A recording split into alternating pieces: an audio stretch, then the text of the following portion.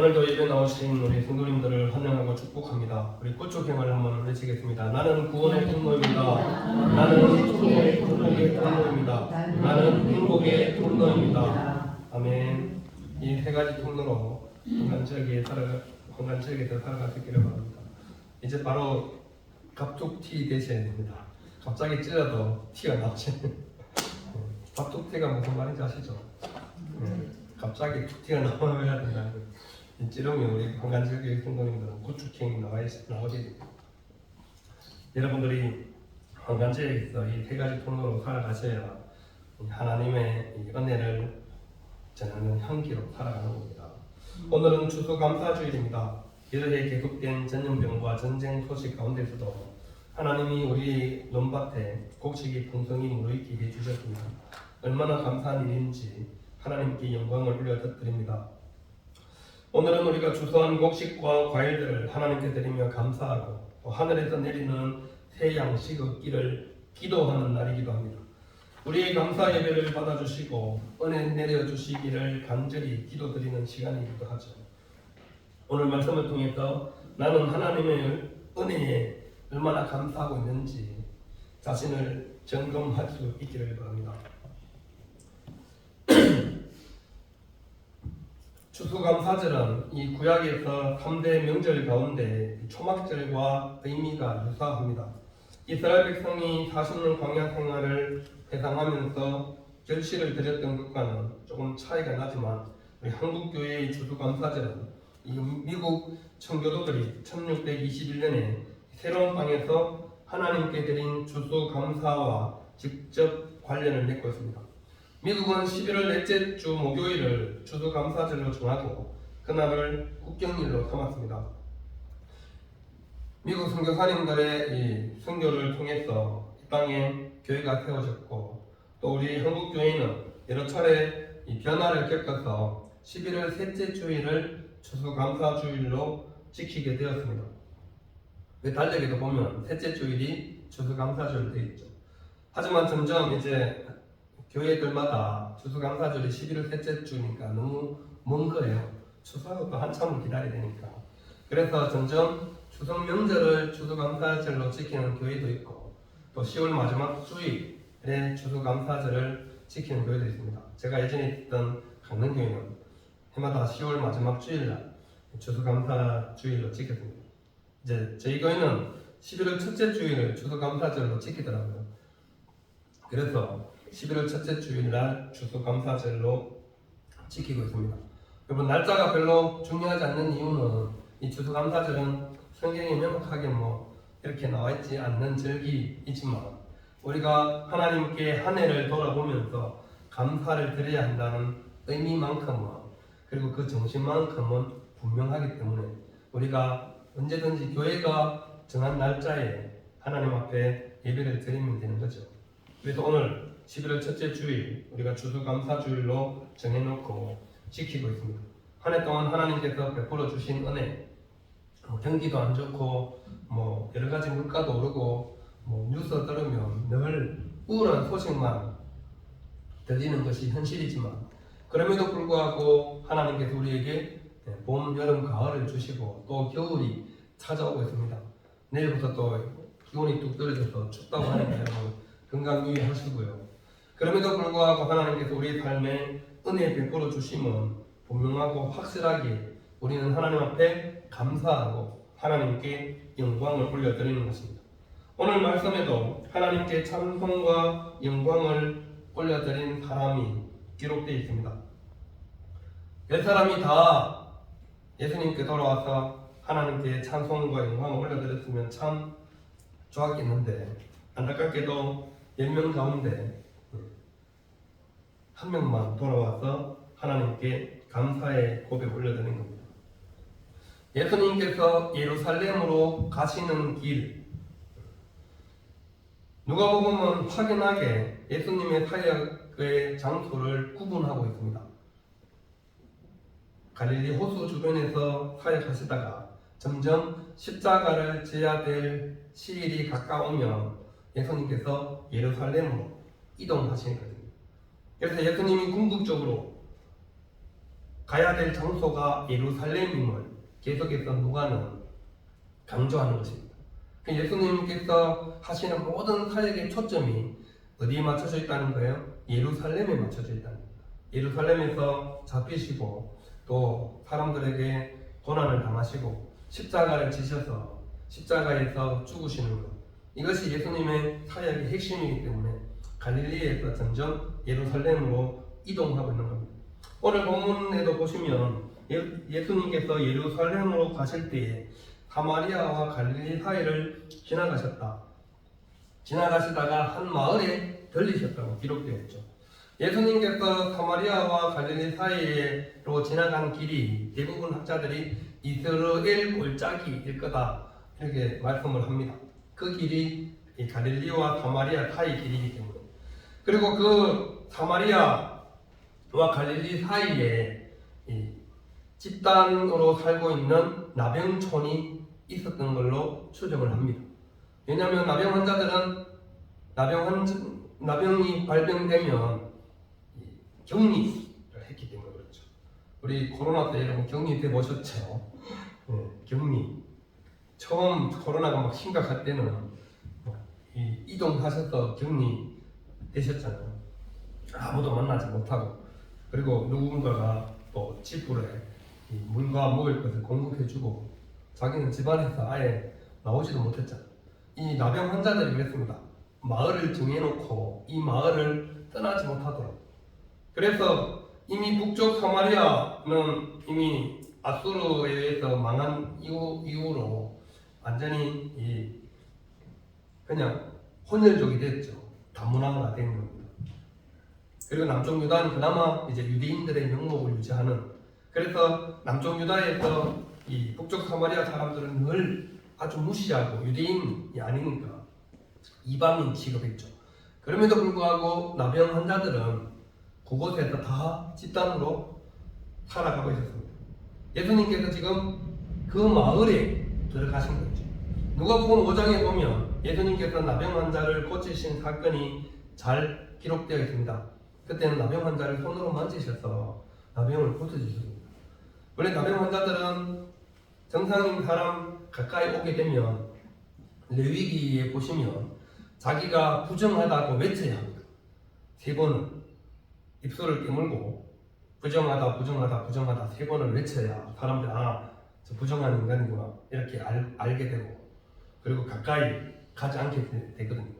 그런데 지금 예수님께서 누가복음 5장에 이미 나병 환자를 손으로 만지셔서 낫게 하신 사건이 기록되어 있습니다.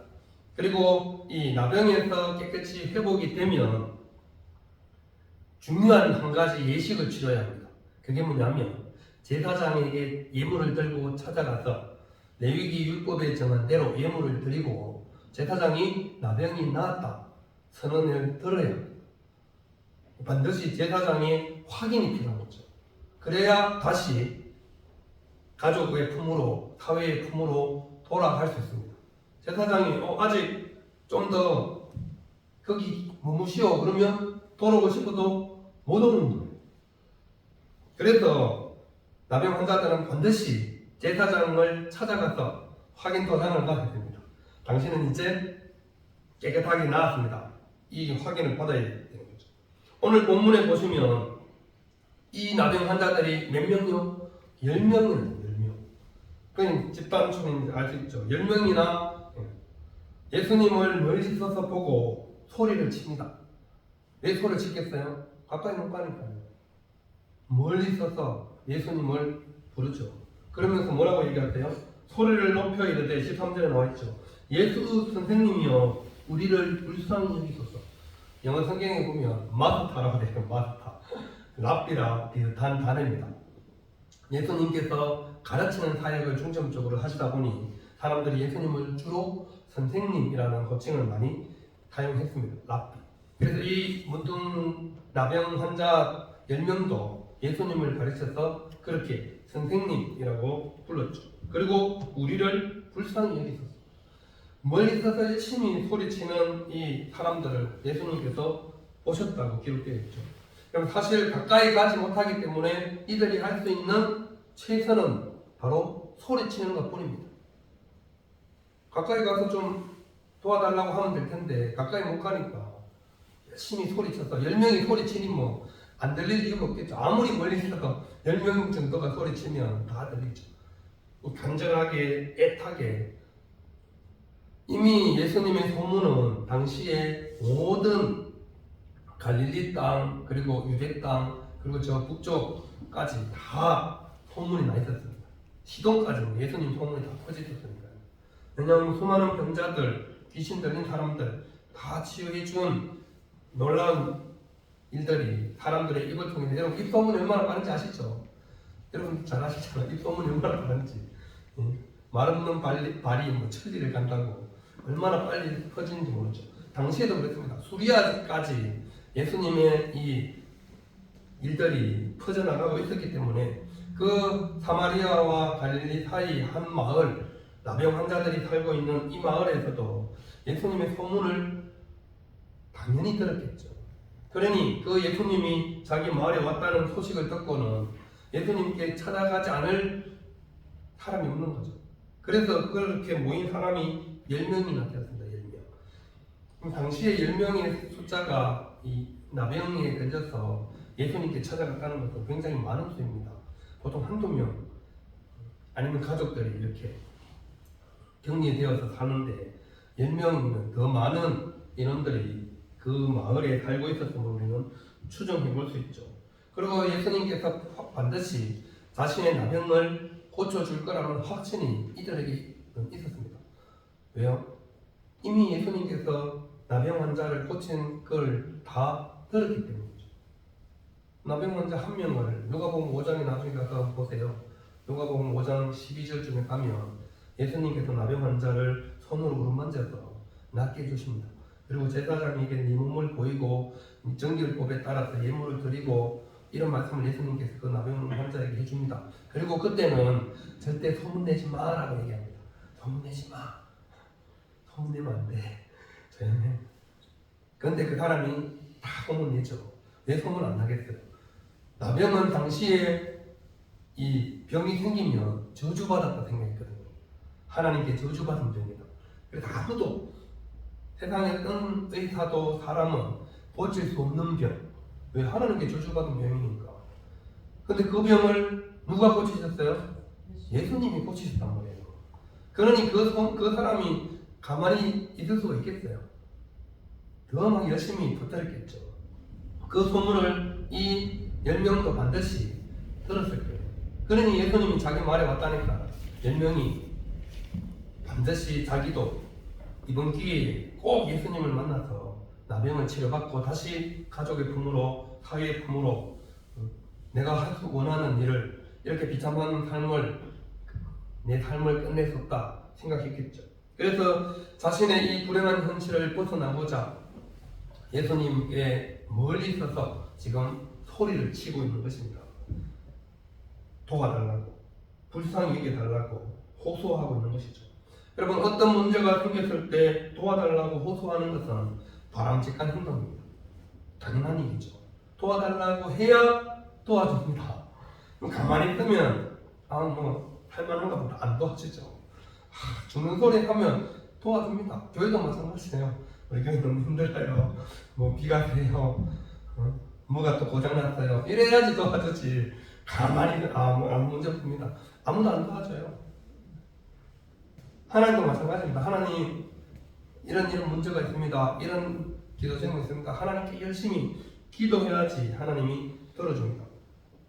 우리가 나병 환자들처럼 어려움을 만났을 때 하나님 알아서 하시겠지. 하나님 절대 알아서 안 하십니다. 큰 소리로 외치고 부르짖지 않으면 하나님은 아무 일도 하지 않으십니다. 하나님은 기도하는 사람의 기도를 들으시고 움직이시거든요. 오늘 나병 환자는 자이든 타이든 공동체에서 격리된 채로 살 수 없어서 큰 소리로 예수님을 불렀습니다. 찾아가서 도와달라고 호소했습니다. 예수님을 만나러 갔습니다. 가까이 접근하지는 못하지만 멀리더라도 예수님은 그런 능력이 충분히 있는 분인 걸 확신했기 때문에 말씀만 하셔도 자신의 병이 충분히 나을 수 있는 확신이 이들에게 있었죠. 그래서 예수님을 봤을 때 큰 소리로 우리를 불쌍히 여겨달라고 그렇게 외쳤잖아요. 우리도 여러분 힘든 일, 어려운 일이 있으면 하나님 저를 불쌍히 여기소서 외쳐야 합니다. 불쌍히 여겨달라고 외쳐야 하나님께서도 들어주신다는 거예요. 여러분 기도해야 하나님이 응답해 주십니다. 기도 안 하는 사람에게는 응답도 하지 않습니다. 그게 관계성입니다. 관계성. 부모와 자녀 관계도 마찬가지잖아요. 자녀가 뭐 필요한 거 몰라도 안 해줘요. 다 알죠. 근데 왜 안 해줘요? 말 안 하니까. 말할 때까지 기다리는 거죠. 하나님도 우리가 말할 때까지 기다립니다. 왜? 하나님께서 듣고 싶은 게 있어요. 하나님은 우리를 자녀로 여기시는데 자녀들이 하나님을 아버지로 안 여기면 관계가 성립되지 않잖아요. 그래서 하나님 아버지라고 부르시기를 기다리는 겁니다. 그 한마디 들으려고 하나님 얼마나 오래 참으시는데요. 그 한마디 들으시려고 아들까지 십자가에 죽이셨잖아요. 십자가에 달리게 하셨잖아요. 그 한마디 들으시려고. 우리에게 아버지 하나님 그 한마디 들으시려고 하나님께서 모든 것을 다 내려놓고 우리에게 다 내어주신 겁니다. 그래서 우리는 그 사랑으로 살아가고 있는 겁니다. 오늘 이 나병 환자들도 마찬가지입니다. 가까이 가면 부정한 사람이라고 욕먹고 아주 천대를 받고 완전히 무시를 당할 수도 있지만 그 모든 것들을 다 무릅쓰고 예수님을 향하여서 큰 소리로 질렀습니다. 그리고 예수님께서 그들을 보셨죠. 우리를 불쌍히 여기소서 외치고 안간힘을 쓰는데 왜 안 보겠어요? 인자하신 예수님께서 당연히 보셨죠. 예수님께서 그들을 보시고 외면하지 않으셨습니다. 나병 환자들을 향하여서 이렇게 말씀하셨습니다. 14절에 가서 제사장들에게 너희 몸을 보이라 하셨어요. 이미 제사장들에게 가서 내 몸을 보이라. 왜 제사장들에게 보낸지 아시겠죠? 제가 설명드렸죠. 이미 예수님은 그 다음 나아라 이게 문제가 아닙니다. 낫는 게 문제가 아니기 때문에 나도 제사장이 확인 도장을 찍어주지 않으면 사회로 복귀를 못한다니까요. 가족의 품으로 못 돌아가니까 예수님께서는 이제 나았으니까 절차가 뭐예요? 제사장이 가서 몸을 보는 겁니다. 그래서 이들은 예수님의 말씀을 듣고 어떻게 했어요? 바로 제사장이라고 합니다. 여러분 이들의 믿음이 얼마나 좋은지 아시겠죠? 예수님을 만나면 나을 수 있다는 확신도 있었고 예수님께서 제사장이 가서 몸을 보이라 하니까 그 말을 듣고 바로 10명이 다 제사장에게로 갑니다. 14절 하반절에 보시면 이렇게 말씀합니다. 그들이 가다가 깨끗함을 받은지라. 피부병이잖아요. 이 나병 환자들은 여러분 아시죠? 예전에는 우리 시골에 나병 환자들이 한 명씩 살았었어요. 지금은 이제 같이 안 살고 이제 나병촌 이렇게 함께 살지만 예전에는 시골에 한두 명씩 나병 환자들이 있었잖아요. 그러면 피부가 점점 썩어져가는 병입니다. 코도 막 뭉개지고 입도 막 얼굴 형체도 이게 잘 구분이 안 됩니다. 그래서 사람들이 막 보면 무섭습니다. 왜냐하면 이렇게 정상적인 모습이 아니라 자꾸만 피부가 이게 썩어서 문드러지니까 손도 그렇고. 그런데 이 깨끗함을 받으면 어떻게 돼요? 표시가 바로 나죠. 이 피부병이기 때문에 나오면 바로 제일 먼저 누가 알아요? 자기가 압니다. 그리고 10명이 함께 가니까 서로 보면 아는 거죠. 나왔구나. 얼마나 신났겠어요, 10명이. 역시 우리가 예수님을 찾아가길 잘했어. 예수님한테 또 불쌍히 날아가길 잘했어. 그랬겠죠. 그런데 15절에 보시면 그 중에 한 사람이 자기가 낳은 것을 보고 큰 소리로 하나님께 영광을 돌리며 어떻게 했어요? 돌아왔습니다. 10명 중에 몇 명이 돌아와요? 한 명만 돌아옵니다. 근데 공교롭게도 그 한 명을 어떤 사람이라고 그래요? 사마리아 사람이라고 16절에 기록되어 있죠. 예수의 발 아래 엎드려 감사하니 그는 사마리아 사람이라. 10명이 똑같이 깨끗함을 받았습니다. 똑같이 하나님의 은혜를 경험했어요. 그런데 지금 돌아와서 예수님의 발 아래 엎드린 사람은 한 사람뿐입니다. 한 사람. 그것도 사마리아 사람. 어떤 의미가 있어요? 사마리아 사람이라고 강조하는 이유가 뭐겠어요? 유대인, 나머지 9명은 유대인이겠죠. 자기는 믿음으로 말씀에 순종했으니까 날 값어치겠다고 생각했죠. 그러니까 제사장에게로 가는 게 지금 더 급하죠. 왜냐하면 대사장에게 가서 내가 깨끗이 나았음을 확인시켜주고 빨리 가족의 품으로 돌아가야지 되니까. 얼마나 가족들이 보고 싶었겠어요. 그러니까 열심히 제사장에게 달려갔겠죠. 더 빨리 뛰어갔을지도 몰라요. 하루라도 더 빨리 가족 품으로 돌아가고 싶어서. 그리고 사람들에게, 그 동네 사람들에게 야 내가 이제 다 나았어, 그거 보여주고 싶어서 더 빨리 달려갔을지도 모릅니다. 그런데 한 사람, 이 사마리아 사람은 돌아와서 예수님의 발 아래 엎드려 감사했습니다. 이 발 아래 엎드리라는 것은 하나님께 이스라엘 백성들이 경배할 때 취하는 행동입니다. 하나님께 드려야 할 행동을 지금 이 사마리아 사람, 나병에서 나온 사람이 예수님께 와서 지금 취하고 있는 거죠. 예수님은 똑같이 하나님을 인정하는 거예요. 왜요? 나병은 일반 사람이 쉽게 고칠 수 있는 병이 아니라니까요. 아무리 의술이 뛰어나도 이 나병은, 지금은 뭐 한센 씨가 이 나병 세균을 치료하는 약을 발견해서 한센시 병이라고도 하기도 하지만 그 당시에는 나병에 걸리면 무조건 다 못 낫는다고 확신하고 있었기 때문에 그렇죠. 그런데 지금 그 병이 나았잖아요. 그것도 깨끗하게. 그러니 이 사람은 돌아와서 예수님의 발 앞에 엎드려서 감사하는 이유가 바로 예수님이 하나님이심을 확신했기 때문에 그렇습니다. 그 믿음으로 돌아와서 감사도 하고 그 믿음으로 하나님께 영광도 돌렸습니다. 그냥 하나님 고맙습니다 이렇게 하고 말았어요. 큰 소리로 막 얼마나 크게 소리쳤을까요? 상상 한번 해보세요. 나중에서 나왔으니까 그냥 조그맣게 속으로 고맙다고 인사했겠어요. 하나님께. 얼마나 크게 했겠어요. 그것이 바로 이 사람의 고백이고, 누가가 이것을 기록하는 이유도 바로 여기 있습니다. 감사할 줄 아는 사람과 똑같은 은혜를 경험하고도 감사할 줄 모르는 9사람, 완전히 다르죠. 자신이 은혜를 받은 것을 알고 그것에 감사하는 사람들이 바로 믿음의 사람입니다. 예수님께서 이 돌아온 사람에게 이렇게 질문합니다. 17절에 보시면 예수께서 대답하여 이르시되 10사람이 다 깨끗함을 받지 아니하였느냐? 그 9은 어디 있느냐? 이 이방인 외에는 하나님께 영광을 돌리러 돌아온 자가 없느냐? 물어보십니다.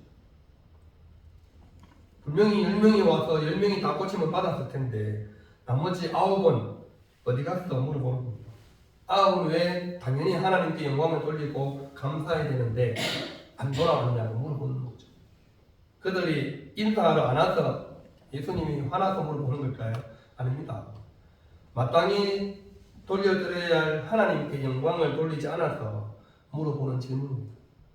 우리에게 주시는 은혜, 우리에게 베풀어 주시는 모든 것에 감사의 대상은 바로 하나님이시기 때문에, 그래서 하나님께 영광을 돌리는 것은 바로 하나님께 감사의 인사를 하는 것인데, 지금 9명 반타작도 못한 거잖아요.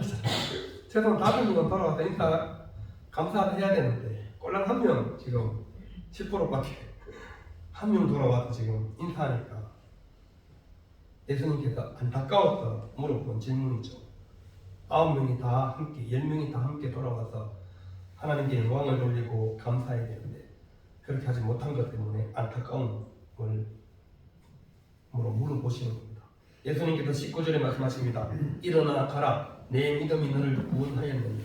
여기서 말하는 구원은요, 나병에서의 치유가 아닙니다. 영적 구원입니다. 육적인 치유는 이미 일어났으니까.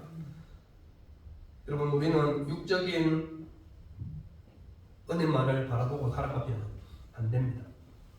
단순히 몸 회복되고 건강 회복되는 것만 만족해서는 안 된다는 거죠. 우리의 영혼이 영생을 상속받고 하나님의 백성으로 살아가는 것. 이것이 궁극적인 구원입니다. 그 구원까지 함께 우리가 받아 누리셔야죠. 육적으로만 주시는 은혜만 생각하고 살아가는 그리스도인은 반쪽짜리예요. 우리는 영원한 하나님 나라를 바라보면서 살아가는 그리스도인임을 꼭 확신하시고 항상 진심으로 나에게 주어진 모든 것들에 하나님 앞에 감사하며 살아가는 저와 우리 모든 성도님들 될 수 있기를 바랍니다. 추수감사절 뿐만 아니라 항상 감사가 넘치는 우리 성도들이 되셔서 우리를 통해서 하나님의 영광이 온전히 나타나고 믿음으로 구원받는 우리 모든 황간제일교회 믿음의 성도들 다 될 수 있기를 바랍니다. 이렇게 하나님께서 우리에게 은혜를 베풀어 주시는 이유도 딱 하나입니다. 우리에게 주님 덕분입니다. 이 한마디 들으시려고 주님께서 우리에게 모든 것을 참아주시고 베풀어 주십니다. 그럼 우리가 해야 될 말 한마디는 뭘까요? 이 모든 것이 주님 덕분입니다. 옆에 사람과 한번 인사할까요? 주님 덕분입니다. 기도하겠습니다.